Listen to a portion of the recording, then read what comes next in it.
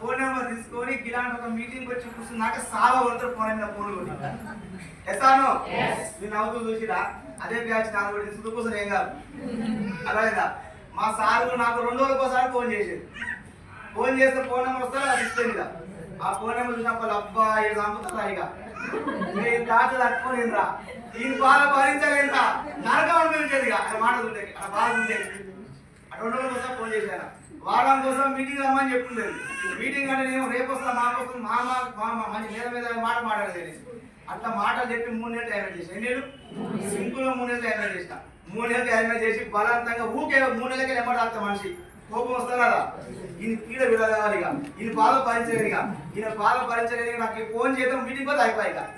అన్నట్టు మా సారు కోసం ఒక మీటింగ్ పోయి ఎంత పోయి కూర్చున్నా మోదవాళ్ళు ఏ కూర్చున్న కారణం కాలేసుకొని అటు ఎంత పోయి కూర్చుంటే